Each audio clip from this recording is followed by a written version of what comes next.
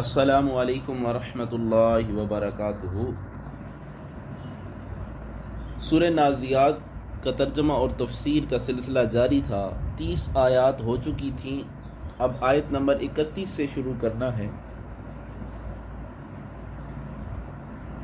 اعوذ باللہ من الشیطان الرجیم، بسم اللہ الرحمن الرحیم۔ اخرج منها ماءها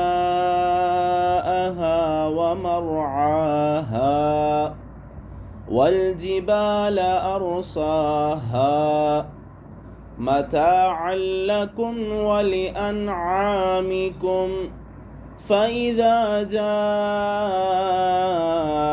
الطامة الكبرى يوم يتذكر الإنسان ما سعى وبرزت الجحيم لمن يرى فأما من طغى وآثر الحياة الدنيا فإن الجحيم هي المأوى۔ آیت نمبر 31 میں اللہ تعالیٰ ارشاد فرماتا ہے، سورہ نازعات، اخرج منها ماءها ومرعاها، نکالا اس نے اس زمین سے اس کا پانی اور اس کا سبزہ۔ اخرج منها، نکالا اس زمین سے، ماءها، اس کا پانی، ومرعاها، اور اس کا سبزہ، ومرعاها، اور اس کا چارہ یا اس کا سبزہ۔ اس آیہ مبارکہ میں زمین سے اس کا پانی نکالا، اس سے مراد زمین کے چشموں سے پھوٹ کر نکلنے والا پانی، اور اس میں جو لفظ مرعاها ہے یہ المرعا کا معنی ہے، یعنی چراگاہ، اور یہ ظرف مکان ہے، جانوروں اور انسانوں کی خوراک، یعنی گھاس، غلہ، پھل وغیرہ۔ اصل میں یہ رعا کا معنی ہے جاندار کی حفاظت کرنا اور اس کو باقی رکھنا۔ اب حفاظت کی 3 صورتیں ہوتی ہیں۔ نمبر 1، خوراک کے ذریعے حفاظت کرنا۔ نمبر 2، دشمنوں سے بچا کر حفاظت کرنا۔ نمبر 3، مناسب انتظام سے حقدار کو اس کا حق ادا کرنا یا اس کا حق دلانا۔ یہ 3 جو ہے وہ حفاظت کی صورتیں ہیں۔ اب راعا چراوے کو بھی کہتے ہیں، یا راعی جو ہے راعی چراوے کو بھی کہتے ہیں، راعی، ٹھیک ہے، اور حاکم اور نگران کو بھی عربی میں راعی کہتے ہیں۔ اس سلسلے میں ایک مشہور حدیث بھی ہے جو حضرت عبداللہ بن عمر رضی اللہ تعالی عنہما بیان کرتے ہیں کہ میں نے رسول اللہ صلی اللہ تعالی علیہ وآلہ وسلم کو یہ فرماتے ہوئے سنا ہے۔ حدیث کا مفہوم یہ ہے کہ تم میں سے ہر شخص راعی یعنی محافظ ہے، اور ہر شخص اس کی رعیت یعنی اس کے ماتحت افراد کے متعلق سوال کیا جائے گا۔ امام ملک کا سربراہ یعنی جو ملک کا سربراہ ہے وہ راعی ہے، اس سے اس کی رعیت یعنی عوام کے متعلق سوال ہوگا۔ مرد اپنے گھر میں راعی ہے اور اس سے اس کی رعیت یعنی گھر والوں کے متعلق سوال ہوگا۔ عورت اپنے خاوند کے گھر میں راعیہ ہے اور اس سے اس کی رعیت یعنی گھر کے مال و متاع کے متعلق سوال کیا جائے گا۔ خادم اپنے مالک کے مال کا راعی ہے اور اس کی رعیت یعنی مالک کے مال کے متعلق سوال کیا جائے گا۔ مرد اپنے باپ کے مال کا راعی ہے، اس سے اس کی رعیت کے متعلق سوال کیا جائے گا، اور تم میں سے ہر شخص راعی ہے اور ہر شخص سے اس کی رعیت یعنی اس کے زیر انتظام لوگوں کے متعلق سوال کیا جائے گا۔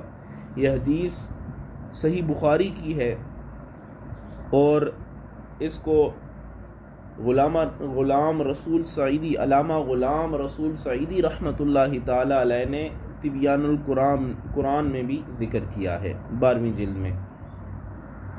اب اس آیت کا معنی اللہ تعالیٰ نے زمین سے انسانوں اور ان کے جانوروں کی خوراک نکالی، سبزہ اور غلہ پیدا کیا، طرح طرح کے پھل پیدا کیے، جڑی بوٹیاں پیدا کی جن سے انسان علاج کرتے ہیں، روئی پیدا کی جس سے انسان لباس بناتا ہے، درخت پیدا کیے جن سے فرنیچر اور دوسری ضروریات کی چیزیں بنائی جاتی ہیں، زمین میں معدنیات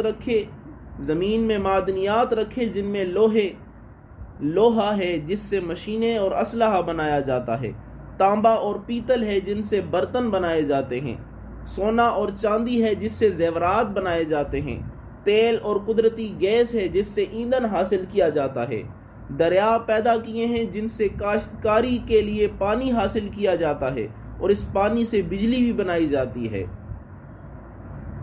گویا کہ اللہ تعالیٰ نے زمین سے اس کا پانی اور اس کا سبزہ یعنی حیوانوں کے لیے اور انسانوں کے لیے اور ان کے لیے پوری زندگی میں جو چیزیں انہیں ضرورت ہوتی ہیں وہ ساری کی ساری اللہ تعالیٰ نے اس زمین سے پیدا فرما دی۔ اب اگلی آیت میں اللہ تعالیٰ فرماتا ہے وَالْجِبَالَ أَرْسَاهَا، اور پہاڑ اس میں گار دیے۔ اب اس آیت میں ارسا کا لفظ یہ رسون سے بنا ہے، اس کا معنی ہے لنگر باندھنا، ثابت رکھنا، میخ ٹھوکنا، یہ اس کے معنی ہے، یعنی پہاڑوں کو زمین میں نصب کر دیا تاکہ وہ اپنی جگہ سے ہل نہ سکے۔ اور اس آیت میں یہ بتایا ہے کہ پہاڑوں کا اپنی جگہ قائم رہنا ان کی اپنی طبیعت کا تقاضا نہیں ہے، بلکہ یہ اللہ تعالیٰ کے قائم کرنے کی وجہ سے ہی قائم ہے۔ آگے اللہ فرماتا ہے متاعا لکم ولانعامکم، سامان زیست ہے تمہارے لیے اور تمہارے مویشیوں کے لیے۔ اس آیت میں انعام کا لفظ ہے جو نعم کی جمع ہے، اور مختار الصحاح میں موجود ہے کہ اس لفظ کا اطلاق زیادہ تر اونٹ، گائے اور بکریوں اور دمبوں پر کیا جاتا ہے، یعنی المرعا میں جو نباتات ہیں وہ تمہارے لیے بھی ہیں اور تمہارے جانوروں کے لیے بھی ہیں، یعنی زمین سے جو پیداوار حاصل ہوتی ہے اس میں سب کے لیے منافع ہیں، سب کے لیے خیر ہے، سب کی خوراک ہے، خواہ وہ انسان ہو یا حیوان ہو۔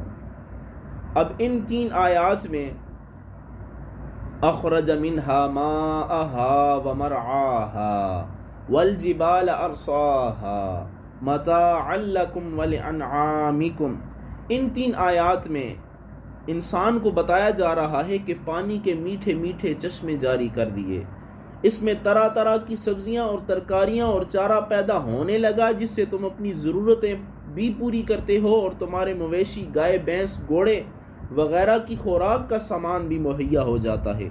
جو قادر مطلق ان تمام کاموں کو بڑی حکمت سے انجام دے رہا ہے، اس کے بارے میں تمہیں شک ہے کہ وہ قیامت کے دن تمہیں کیوں کر زندہ کرے گا؟ وہ تمہیں زندہ نہیں کر سکے گا، تمہیں اس میں بھی شک ہے؟ ہماری آسائش اور نشو و نما کے لیے جو ان گنت چیزیں زمین کے شکم سے نکل رہی ہیں، اس میں آسمان کی بلندی، سورج اور چاند کی کرنوں کے اثرات اور سلسلہ ہائے کوہ اور زمین کی زرخیزی، ساری چیزوں کا جو حصہ ہے وہ اہل دانش سے مخفی نہیں ہے۔ کائنات کے مختلف اجزاء میں اگر موجودہ نظم و نسق کو بدل دیا جائے تو ہر چیز بے اثر ہو کر رہ جائے، تو یہ ساری چیزیں کس کی قدرت کے تحت حرکت پذیر ہیں؟ ان کو کسی نے بنایا ہوگا، ان کا کوئی صانع ہوگا، تو وہ جان لو وہ صانع اور کوئی نہیں، وہ خالق کائنات ہے، وہ اللہ تعالیٰ ہے۔ آگے اللہ تعالیٰ ارشاد فرماتا ہے فَإِذَا جَاءَتِ الطَّامَّةُ الْكُبْرَى، پھر جب آئے گی سب سے بڑی آفت۔ اب پھر احوال قیامت کا تذکرہ کیا جا رہا ہے، اور الطامۃ سے مراد اعظم الدواہی، یعنی سب مصیبتوں سے بڑی مصیبت کو الطامہ کہتے ہیں۔ جو چیز اپنی مقدار یا اپنی تعداد کی کثرت کے باعث دوسری چیزوں پر چھا جائے اسے الطامہ کہا جاتا ہے۔ جیسے کہتے ہیں کہ جاء السیل فتم الرقی، سیلاب آیا اور اس نے تمام تیلابوں اور نشیبوں کو لبریز کر دیا۔ یہاں پہ یہ بتایا جا رہا ہے کہ قیامت کی مصیبت دوسری تمام مصیبتوں سے فزوں تر ہے، ساری مصیبتوں سے بڑھ کر ہے، ہولناک ہے، اس لیے یہاں پر الطامہ کہا گیا، اور ساتھ ہی کبرا کا اضافہ کر دیا، تاکید کر دی کہ اس میں کوئی شک باقی نہ رہے۔ اب آگے اللہ تعالیٰ ارشاد فرماتا ہے یوم یتذکر الانسان ما سعی، اس دن انسان یاد کرے گا جو دوڑ دھوپ اس نے کی تھی۔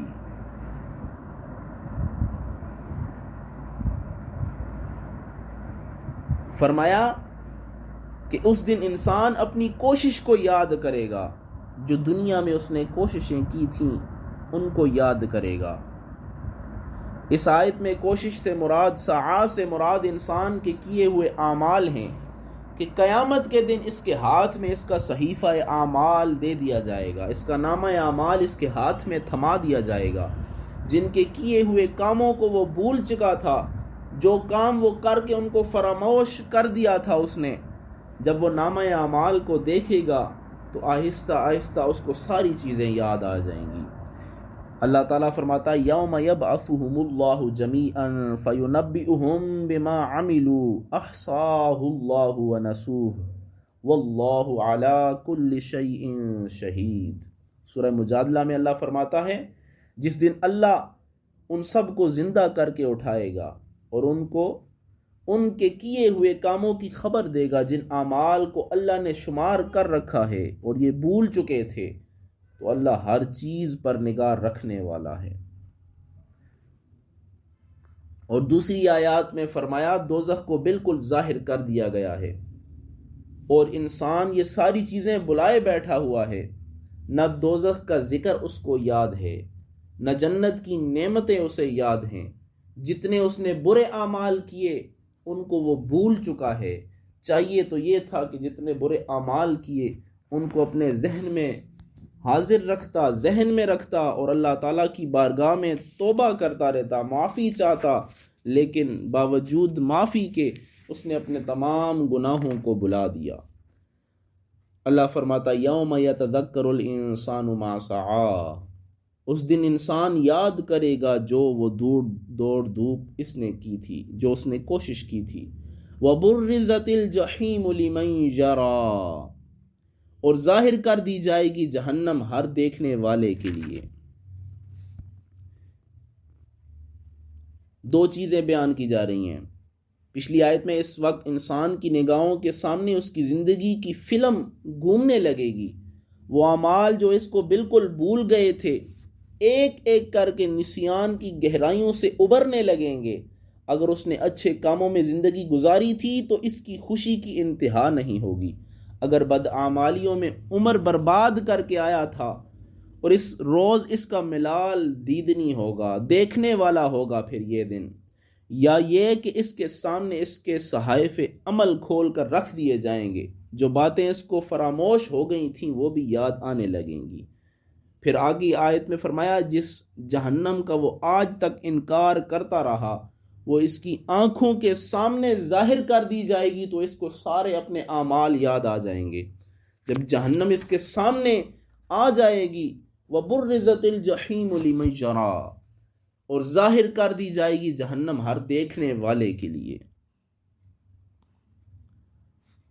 اور یہاں پہ برزت کا لفظ ہے، اس کا مادہ بروز ہے اور اس کا معنی ظہور، یعنی دوزخ کے ظہور کے متعلق اور بھی آیات ہیں کہ دوزخ کے متعلق اللہ تعالیٰ ارشاد فرماتا ہے سورہ مریم میں وَإِن مِّنكُمْ إِلَّا وَارِدُهَا كَانَ عَلَىٰ رَبِّكَ حَتْمًا مَّقْضِيًّا، اللہ تعالیٰ فرماتا ہے تم میں سے ہر شخص دوزخ پر وارد ہوگا، یہ آپ کے رب کا قطعی فیصلہ ہے۔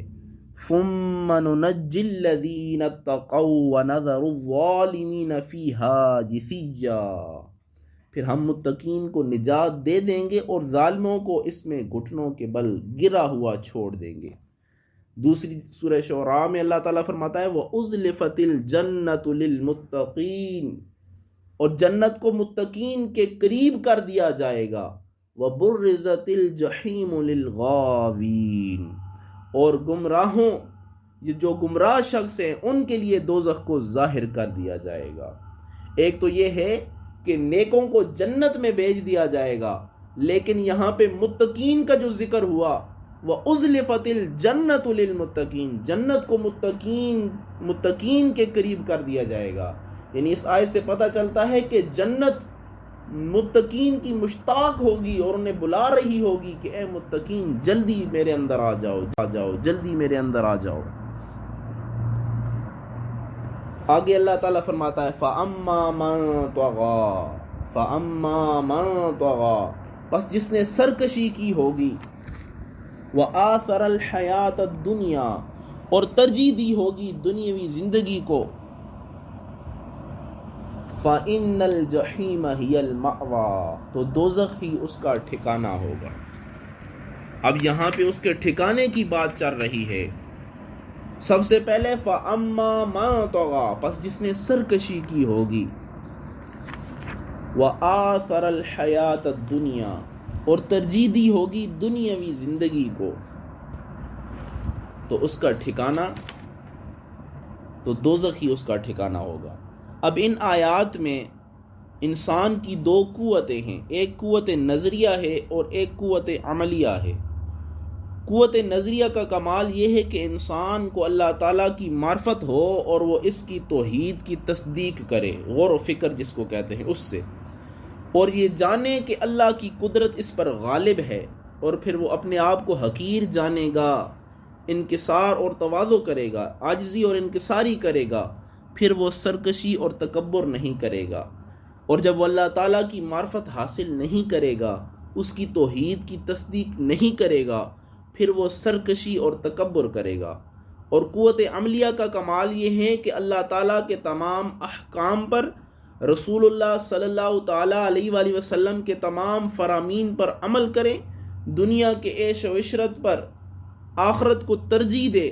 اور قوت عملیہ کا فساد پھر یہ ہے کہ انسان دنیا کے لہو و لعب اور عیش و عشرت میں مستغرق ہو، آخرت کو بھلا دے، آخرت کو فراموش کر دے۔ اور یہاں پہ سورہ نازعات کی اس آیت میں فَأَمَّا مَن طَغَىٰ، پس جس نے سرکشی کی ہوگی، قوت نظریہ کے فساد کا ذکر ہو رہا ہے، کیونکہ جب قوت نظریہ فاسد ہو جاتی ہے تو انسان سرکشی کرتا ہے۔ اور اگلی آیت میں وَآثَرَ الْحَيَاةَ الدُّنْيَا، اور ترجیح دی ہوگی دنیاوی زندگی پر۔ اس میں قوت عملیہ کے فساد کا ذکر ہو رہا ہے، کیونکہ جب قوت عملیہ فاسد ہو جاتی ہے تو انسان دنیا کو آخرت پر ترجیح دیتا ہے۔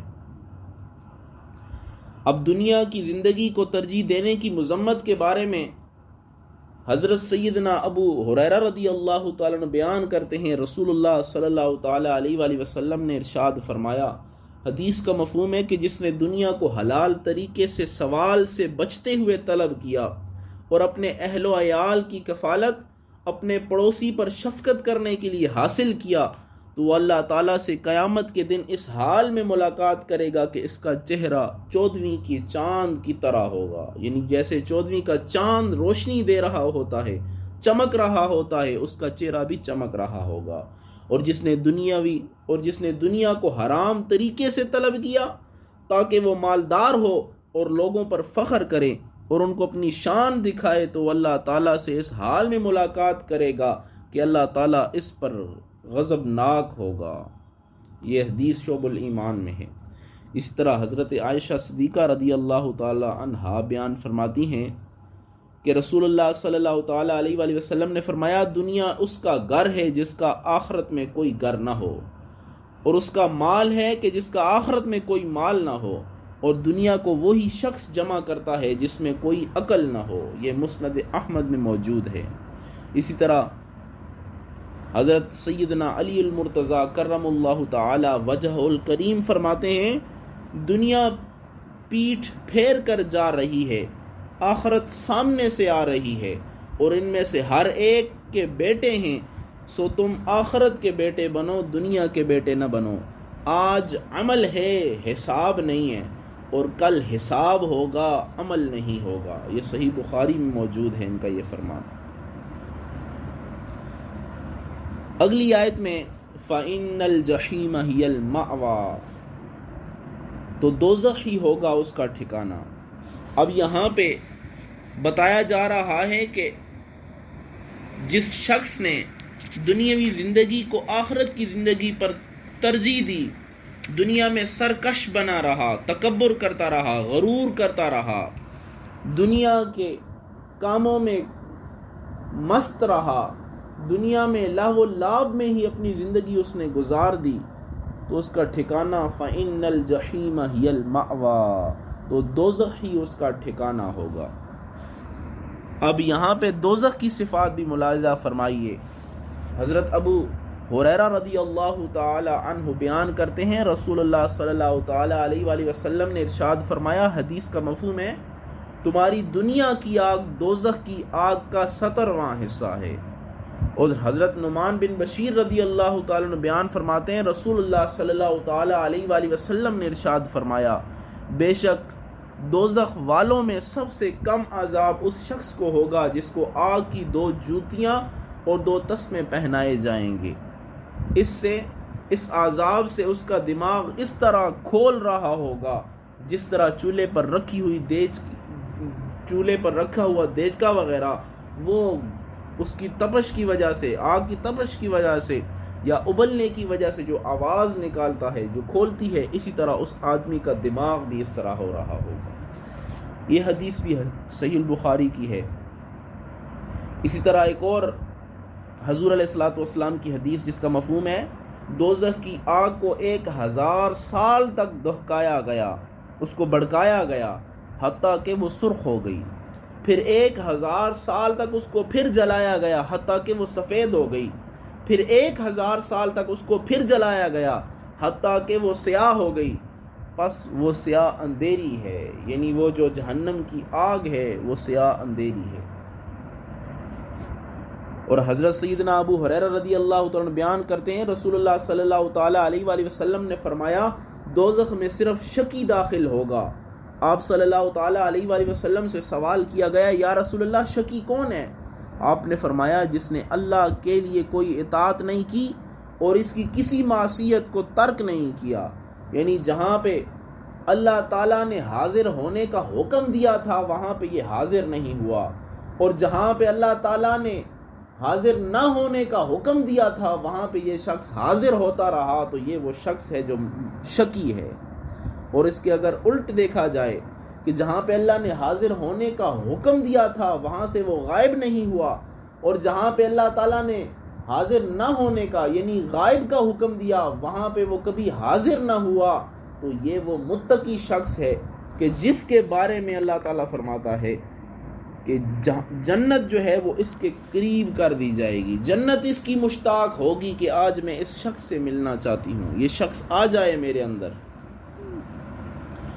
اور ایک اور حدیث بھی آپ کے سامنے بیان کرتا چلوں، بس یہ آخری حدیث بیان کرتا ہوں۔ حضرت سیدنا ابو ہریرہ رضی اللہ تعالیٰ عنہ بیان کرتے ہیں کہ رسول اللہ صلی اللہ تعالی علیہ وآلہ وسلم نے ارشاد فرمایا، جب اللہ نے جنت کو پیدا کیا تو جبریل سے فرمایا، جاؤ جنت کو دیکھو۔ حضرت سیدنا جبریل علیہ السلام نے جنت کو دیکھا اور نعمتوں کو دیکھا جو اہل جنت کے لیے بنائی ہیں، پھر آ کر کہا، اے میرے رب، تیری عزت کی قسم، جو شخص بھی جنت کے متعلق سنے گا وہ اس میں داخل ہو جائے گا، وہ داخل ہوگا۔ پھر جنت کو مشقت والی چیزوں سے ڈانپ دیا گیا، پھر فرمایا، اے جبریل، اب جا کر جنت کو دیکھو۔ حضرت جبریل گئے اور انہوں نے جا کر جنت کو ملاحظہ کیا، دیکھا، پھر آ کر عرض کی، اے میرے رب، تیری عزت کی قسم، مجھے خدشہ ہے کہ اب اس میں کوئی بھی داخل نہ ہوگا۔ پھر جب اللہ تعالیٰ نے دوزخ کو پیدا فرمایا، اب حکم دیا ہے جبریل جاؤ دوزخ کو دیکھو، تو حضرت جبریل علیہ السلام گئے، دوزخ کو دیکھا، پھر آ کر عرض کی، اے میرے رب، تیری عزت کی قسم، جو بھی دوزخ کے متعلق سنے گا وہ اس میں داخل نہیں ہوگا۔ پھر دوزخ کو شہوات سے ڈانپ دیا گیا، پھر فرمایا، اے جبریل جاؤ دوزخ کو دیکھو۔ حضرت جبریل علیہ السلام گئے، دوزخ کو دیکھا، پھر آ کے عرض کی، اے رب کریم، تیری عزت کی قسم، مجھے خدشہ ہے کہ کوئی شخص بھی اس میں داخل ہوئے بغیر رہے گا نہیں۔ تو یہاں پہ ان آیات میں بتایا جا رہا ہے کہ جب قیامت کا دن ہوگا، فَإِنَّ الْجَحِيمَ هِيَ الْمَأْوَى، جب قیامت کا دن ہوگا اس وقت اولاد آدم دو گروہوں میں بڑھ جائے گی. ایک گروہ ان لوگوں کا ہوگا جنہوں نے سرکشی اختیار کی اور اللہ تعالیٰ کی حدوں کو توڑتا رہا اور دنیاوی زندگی کے آرام و آسائش کو ابدی زندگی کے آرام و آسائش پر اس نے ترجیح دی. ان کی جد و جہد دولت کے حصول، شہرت اور ناموری حاصل کرنے کے لیے وقف ہو کر رہ گئی تھی. ان کی شب و روز اسی ادیڑ بن میں گزرتے رہے کہ اس دنیا میں اونچے سے اونچا منصب پر وہ فائز ہو سکے. اپنی اخروی زندگی کو بہتر بنانے کے لیے، وہاں سرخروئی حاصل کرنے کے لیے ان کے پاس کوئی وقت نہ تھا اور نہ کبھی اس کے بارے میں انہوں نے سوچنے کی زحمت گوارا کی. فرما دیا ان کا ٹھکانہ جہنم ہوگا، اور جن عظمتوں کو حاصل کرنے کے لیے وہ لگے رہے وہ فانی تھیں، وہ ختم ہونے والی تھیں، وہ تو دنیا میں ختم ہو کے رہ گئیں. چند روز ان کی عظمت کا ڈنکا بجا، پھر ہمیشہ کے لیے فنا کی وادیوں میں ان کی وہ عظمتوں کا ڈنکا گمنام ہو گیا. تو ہم سب کو چاہیے کہ ہم جنت کے لیے کوشاں ہوں، ہم جنت کے لیے سعی کریں، کوشش کریں، ایسے اعمال کریں جو ہمیں جنت کے قریب کر دے، اور ایسے اعمال سے ہم بچتے رہیں کہ جو ہمیں دوزخ کے قریب کرے یا جو دوزخ میں ڈالے جانے کا ذریعہ بنتے ہیں. ایسے اعمال سے ہم اجتناب کرتے رہیں. اور اللہ تعالیٰ سے دعا ہے اللہ تعالیٰ اپنی توفیق کے ساتھ ہمیں نیک اعمال کرنے کی توفیق عطا فرمائے. اللہ تعالیٰ اپنے حبیب کے صدقے سے ہمیں برے اعمال سے بچنے کی توفیق عطا فرمائے. آمین برحمتک یا ارحم الراحمین.